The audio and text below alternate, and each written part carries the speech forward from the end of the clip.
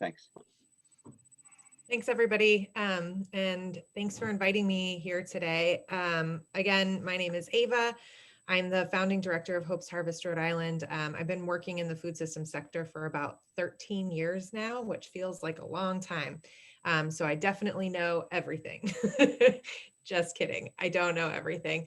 And you know, I'm really excited to be here talking about Hope's Harvest because this is an angle on our work that I don't usually get to address. And I'm excited about sort of framing the work that we do in the context of climate change. So yeah, I'm gonna talk about our work more broadly, and I'm also gonna talk about it specifically related to carbon emissions and things like that. But that's not my specialty is food systems. My specialty is not climate change, carbon capture. So just keep that in mind and be patient with me as I walk you through some of these pieces. So let's see if I can actually move my slides.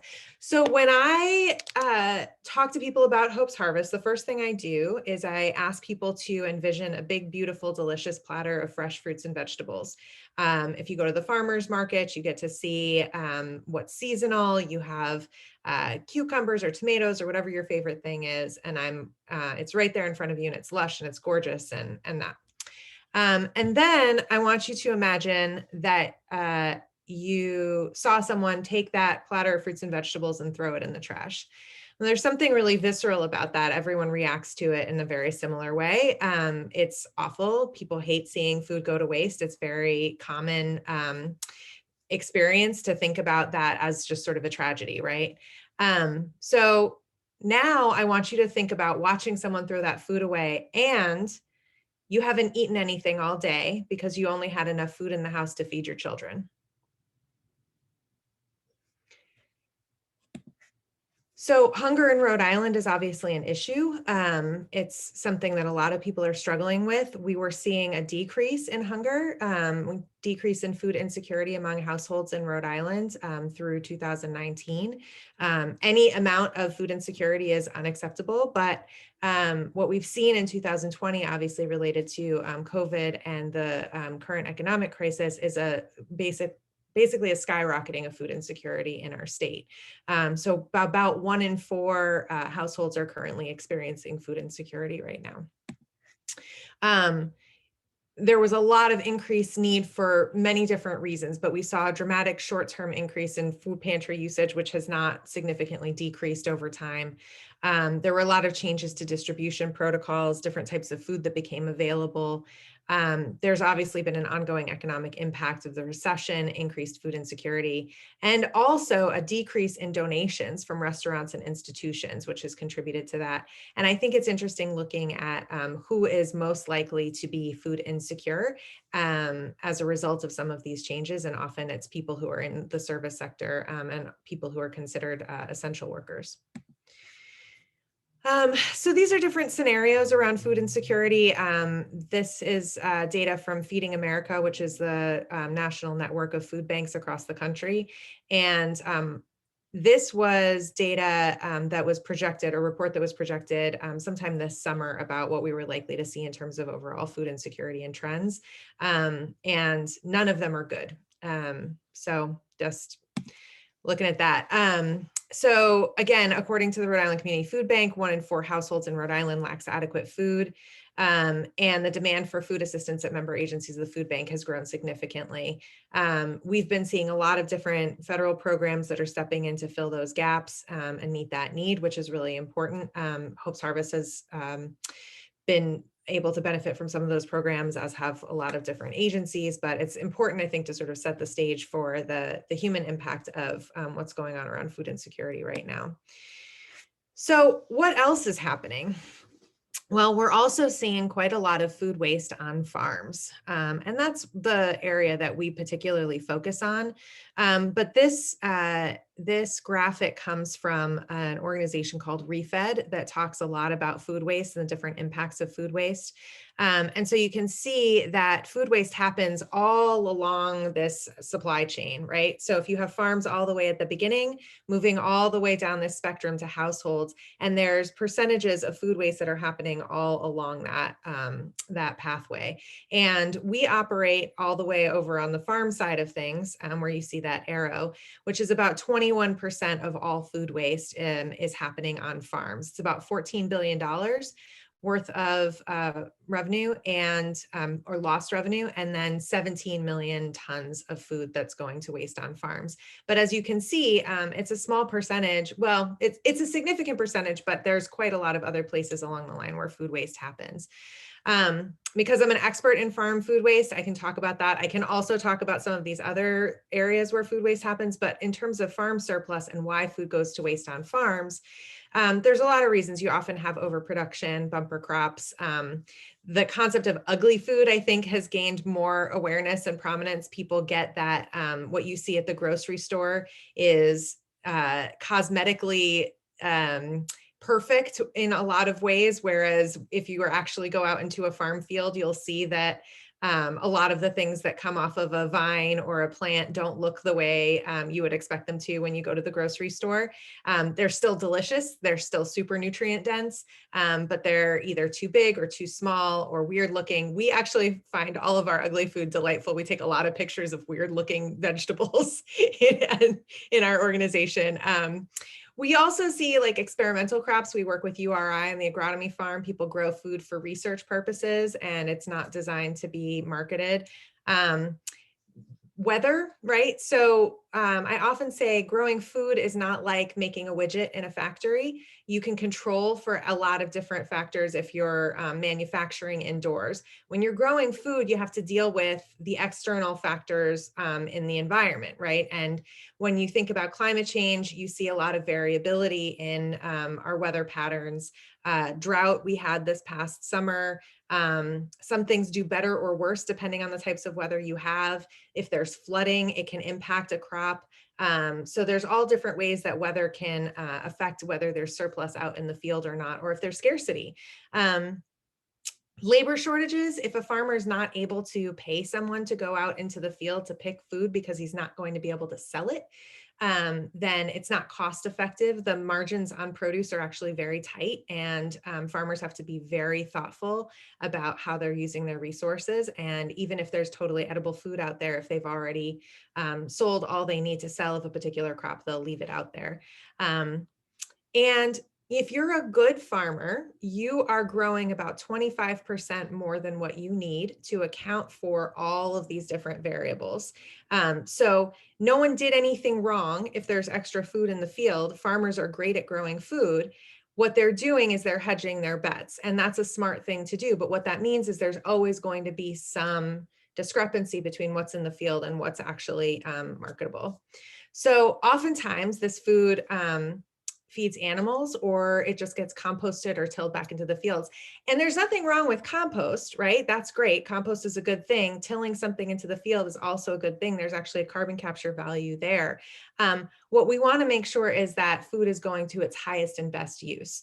And if it can feed people and people are able to take advantage of it, then it should be going to feed people. And I promise you, on an ear of corn or on a corn plant, if anyone's ever seen corn growing in a field, even if you pick that extra ear of corn, there's still plenty of organic matter going back into the soil. So it's not even like you're particularly preventing that from happening either.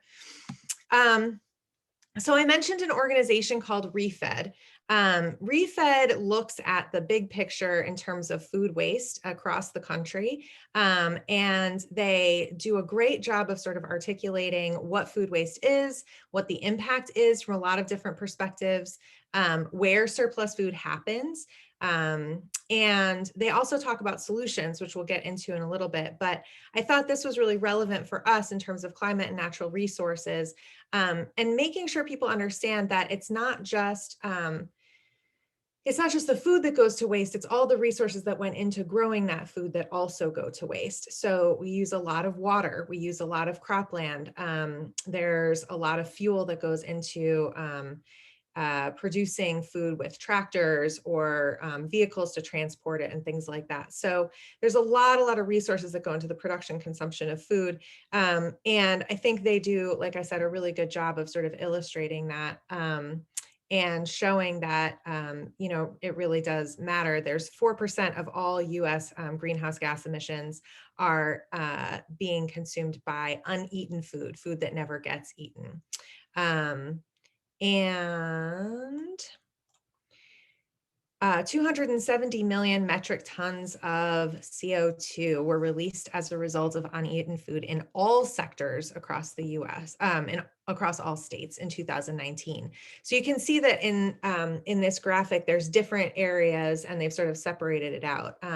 So prepared foods use a lot of resources. Fresh meat and seafood, also a lot, dry goods, things like that. You can see that produce isn't quite as much. It's only 7.8%, but I do think it's important to understand the impact that our food system has on climate change and resource consumption. So people often don't think of Rhode Island as an agricultural state because it's not really. We're not Iowa, we're not California. We're a very small state, mostly urban. We don't have a lot of farmland, but that said, I think it is helpful to get sort of a general understanding of how much food is in fact actually being grown in this state. And it's not nothing, it's not insignificant. We have farms in Rhode Island, we have wholesale farmers in Rhode Island. So people often ask, well, like how much food could possibly be going to waste in a state like Rhode Island? So this is a little chart that I made to try and estimate that. Research hasn't been great on this. It's a difficult thing to measure. I really like data. I like statistics. I like studies. I like to look at this type of thing to try and understand just the scope of what we're dealing with here. A lot of this data is pretty old. So there was a paper, The Economic Impact of Rhode Island Plant-Based Industries and Agriculture in February 2015. So we're using those numbers, which are fairly old at this point, but the best that we have. And what you can see is there's a pretty wide range. So the estimate in these different studies, we go from 2% to 56%. And that seems like a lot, right? Well, it's interesting because if you think about different types of crops, so I often use the example of raspberries versus romaine lettuce. So raspberry is a very high value crop. Every single raspberry on a bush, on a raspberry plant is going to get picked because of how much you can get for them.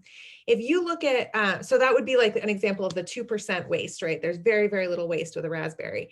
On the 56% side, if you've ever seen farm workers picking romaine lettuce in California, the romaine lettuce that you get in the grocery store where it comes in that bag and it's just those 3 romaine lettuces, that's about 50% of the total lettuce plant. So they're in the field stripping all of those leaves off of the plant.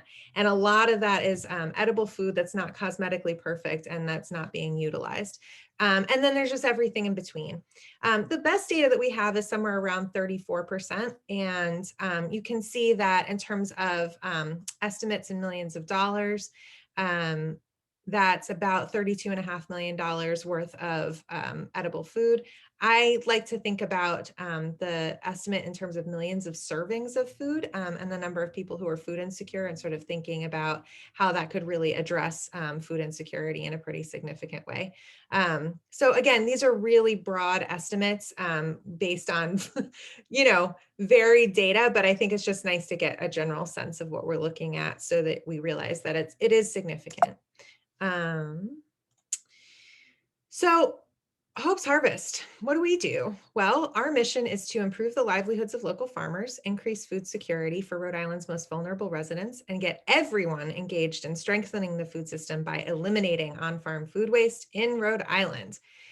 Well, what does that mean? What do we actually do? I first wanted to say we just finished a strategic plan and we really wanted to clarify our values. And it was really important to us to include in those values some attention to climate change. And so you can see here, we believe that it's unacceptable for our friends and neighbors to be hungry while good food goes to waste. And we do think that supplying people with fresh, healthy food is an act of love and justice, and it actually has the power to transform our world. And so here, our value around climate change is we know our future is at stake, and we're offering solutions to the climate crisis by reducing Rhode Island Hunger Relief Agency's reliance on fossil fuels and making our local food system more resilient. Because we do see that a lot of the food that's going into the food pantry system, just like a lot of the food that's going to grocery stores, is coming from really far away. It's being shipped across the country. It's being shipped back and forth, sometimes wholesale markets, food's coming from Georgia and it goes to Canada, and then it comes, back down to New England, and it's in transit for sometimes months at a time. There's a quality and a justice issue around that, but there's also a resource consumption issue around that as well. It's not efficient. And as we see, when you have shocks to the global system, when resources become more scarce, or when you have fires in California, things like that, it's really important to have our local food sources, particularly for people who are food insecure, who can't pay more necessarily or can't pay anything for their food, to be able to access local sources of food, just as we are able to if we go to the farmer's market. So here's what we actually do. We recruit volunteers from the community. We go out into farmers' fields and we rescue surplus food, and then we deliver it to people who need it. And it's a fairly straightforward model. I will tell you it's much more complicated in practice than this chart makes it seem, but that's the basic gist of it. It's actually really exciting to see that food recovery is taking off as a very clear solution to some of these bigger issues. So on the ReFed website, they have something called a solutions database, where they talk about all of the different ways that people can address food waste, and the ways that people are addressing food waste. And you can see that donation transportation is a really big piece of that. So it includes water savings, meals recovered, but also emissions. Sorry, there's a 6-year-old that's banging at my door. My apologies. There is another adult who is responsible for said 6-year-old, but you might hear a little bit more of that. So the solutions database is really interesting. I'm going to go into that a little bit more. Probably quite a lot of you are also familiar with Project Drawdown. Food waste and reducing food waste is a really important piece of their picture as well. And they have a lot of really great data about how reducing food waste can impact carbon sequestration and reduction. So it's definitely on the map as a really important way to move the needle on that. This, again, going back to ReFed, is some of these different solutions to food waste.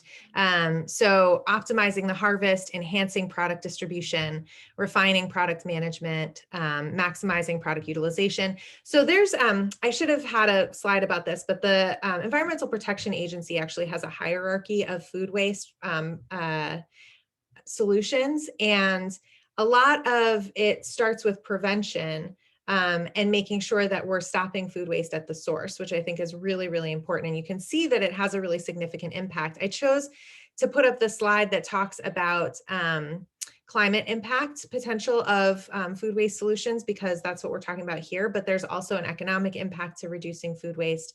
And in terms of rescue, proportionally, we're not as high as some of the other options, but it's, again, not insignificant. So donation transportation across the board can reduce carbon emissions by 1 million tons. And then a lot of the other pieces that we do are also included in this. So we don't just move food around. We also explain to farmers why donating this food is important. We help coordinate donations. So sometimes it's not us physically going and getting the food, but we're supporting the donation of food through basically brokering these types of products. And we do store and handle, we'll repack food sometimes if that's needed.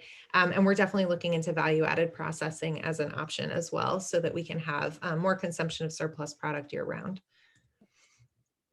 Here we are in the solution provider directory on the ReFed website. It was really exciting when this happened. So it's just nice to see Rhode Island represented, and there's a few other organizations in the state that also do food recovery.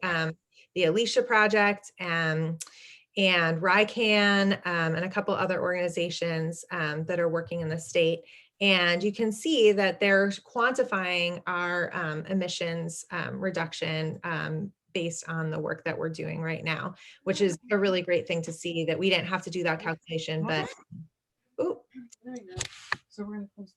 You didn't have to close your I'm computer. hearing somebody's background noise. Either way. So you know, there's probably a mute button somewhere that needs to get pushed. um, so yeah, and then I can go into a little bit more depth about our program model again and how it works.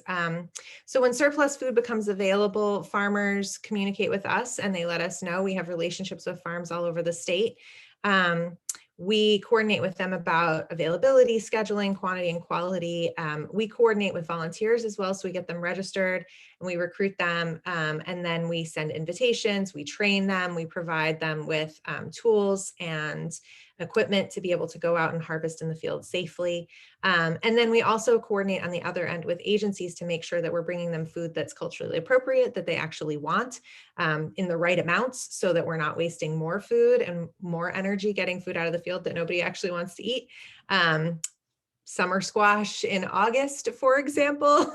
It's very difficult for us to move summer squash in August. Nothing else is a challenge, but that is a hard thing for us to transport and distribute. So yeah, we are just sort of logistics coordinators of all of these different pieces of the puzzle. And also last year and the previous year, we contract with farmers to grow specifically for us at times, and we also purchase surplus. So if farmers had an expectation they were going to be able to sell into a particular market and they're not, sometimes we're able to make sure that that food's not going to waste, even if the farmer still needs to get paid for it. These are some of the farms that we work with across the state. Arcadian Fields, we're in Hope Valley, Seekonk, Charlestown, so we're all over Scituate. And these are some of the agencies that we've distributed to. We've actually distributed to over 30 agencies since we got started in 2018. So this is just a small list of some of those. But yeah, we don't distribute food to individuals. We partner with agencies that have the expertise and the infrastructure to do that. And they are phenomenal. And particularly in this past year, they are really superheroes and have been doing incredible work, making sure that our communities continue to get fed, even with a lot of restrictions and a lot of challenges. The third group of people that we work with are volunteers, maybe you. So we've had over 600 people sign up and register to volunteer on our website, and we've had about 300 actual unique individuals come out and volunteer with us in the past 3 years. And it is a good time. People really enjoy it. And you know, particularly this year, I know none of these pictures have people in masks. So this is all pictures from, 2018, 2019. But particularly this year, what we found was for the volunteers, it was really important to have an opportunity to be social in a way that was safe out in the fields, where we could distance very easily. We were all masked. We practiced very strict very strict COVID safety practices. Which we're actually pretty strict about our food safety practices as it is, because, we're always being thoughtful about making sure that we're distributing food that's healthy and safe to the people who are receiving it on the other end. But yeah, we just had so many people who wanted to volunteer this season, and it was really awesome to see folks come out. So yeah, and you also get to see the side of a farm that a lot of people don't ever get to see, which is pretty neat. Sometimes we go to farmers markets or we're in our gardens or whatever, but production agriculture is really different from that, and it's pretty neat. People often ask where we get our support. We're fiscally sponsored by Farm Fresh Rhode Island, so they are a great partner of ours, and we operate out of their location now in the Valley neighborhood. We are also the beneficiary of a fellowship from the Rhode Island Foundation, which is sort of how we got started, and a lot of other types of grant funding. We also work with local businesses, like the Newport Restaurant Group has been an awesome supporter of ours. And obviously individual donations and things like that. But we are a nonprofit, so that's a big part of how we're able to do this work, and we're very grateful for that. So accomplishments so far, like I said, we've recruited about 600 volunteers, 250, almost 300 of whom have spent 2,800 hours out in the fields. We've recovered 330,000 pounds of fresh local fruits and vegetables from about 25 farms. And we've distributed, like I said, actually to about 30 hunger relief agencies who are collectively serving about 10,000 individuals per month. This past year, we started doing a lot more distribution to the Rhode Island Community Food Bank, and their network actually serves about 65 to 70,000 people per month, but we're not obviously necessarily serving each one of those individuals. We are increasing their overall access to locally grown fruits and vegetables. Yeah, so just going back to this and looking at sort of how we're able to represent the state in this bigger picture around food recovery. And I would invite folks to go visit the ReFed website and look at organizations that are doing this type of work all over the country. We work very closely with the Boston area Gleaners who do the same type of thing up in Massachusetts. There's Salvation Farms in Vermont. There's Gleaners in Maine. There's the Society of St. Andrews that actually operates across multiple states in the more in the southern region and the central US. In California, they are at a whole different level. They're moving tractor trailer loads full of surplus because there's so much fruits and vegetables being grown out there. So it really is a huge boon to our food system to have all these folks stepping in to do that. This is just a little bit more information about what it is to actually volunteer with us, which we don't have to get into too much detail, but you register on the website, you can sign up for trips. We do liability waivers, we manage that for the farms. We provide training and you know, people have a really nice time. They get fresh air, they get to be in nature, exercise, meet other volunteers, learn about ag and make a difference. You know, it's really tangible and it's really grounded to be able to pull those carrots out of the ground, stick them in a bin and know they're going to go feed a hungry family. So I think that's really gratifying for a lot of folks. I was asked to talk a little bit about local and state initiatives. I don't know if folks are familiar with the Rhode Island Food Policy Council. But I would be remiss if I did not mention them in terms of food policy. Obviously, they are like the place to go if you want to know more about the types of legislation out there that are impacting the food system in our state and also regionally. And I've been on the Food Policy Council for the last 4 years. So it's a really important group of folks that are doing a lot of great work. And as you can see, they do have priorities that they lay out each year. And so they also have a bill tracker where you can go and see bills on their website that are specifically related to food and agriculture. And there's obviously a lot of overlap with climate legislation. So obviously you all mentioned the Act on Climate. So you're following that, I assume, also looking at Renew Rhode Island and their legislation as well. And I know that the folks that are involved in both of those are very keenly aware of how food is related to overall climate justice and our ability to just have a sustainable society moving forward and thinking about how we're growing our food differently. So that's all I've got for you. And it looks like we still do have some time for questions, miraculously. Sorry for those of you, I'm a fast talker, I know. So my apologies if I went too quickly on any of that.